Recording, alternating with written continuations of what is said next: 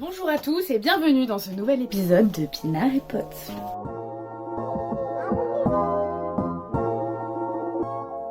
Aujourd'hui, on va se poser une question très simple. Comment on fait du vin ? La définition officielle du vin, un jus de raisin fermenté. Très simple. Donc, retournons dans un cours de biologie avancé pour savoir ce qu'est la fermentation alcoolique. La fermentation alcoolique, très simplement, c'est ça. Cette blague est nulle, cette blague est naze, mais voilà, c'est marrant. C'est la transformation du sucre en alcool grâce à l'action en fait de petites levures tout simplement. Alors on fermente du coup le jus de raisin pour qu'il devienne vin. Mais on peut aussi fermenter le jus de pomme pour qu'il devienne cidre. Mais taratata, parce que ici on ne parle pas d'autre alcool, uniquement de vin. Donc accrochez-vous bien parce que ça va secouer. Comment fabrique-t-on du vin en 4 étapes? Première étape, la récolte des raisins.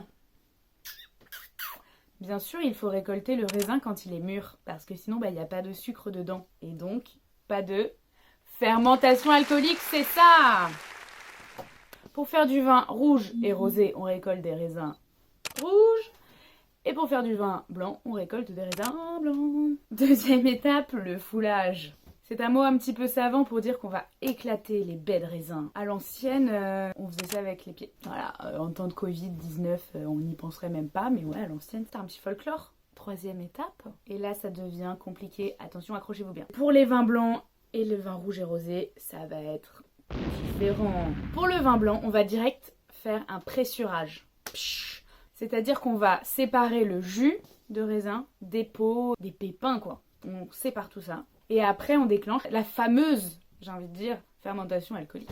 Alors que pour le vin rouge, on va déclencher la fermentation alcoolique alors même qu'il y aura encore les peaux présentes avec le jus. Pourquoi ? Parce que tout simplement dans la peau, il y a de la couleur et des tanins, deux choses qui sont essentielles pour faire du rouge.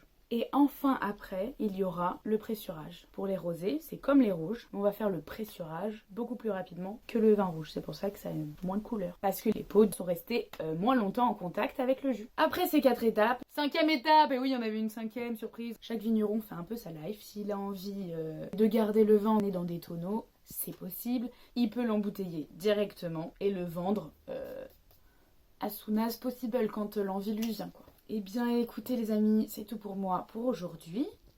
Et sayonara les gadgets. L'alcool est dangereux pour la santé, consommé avec modération.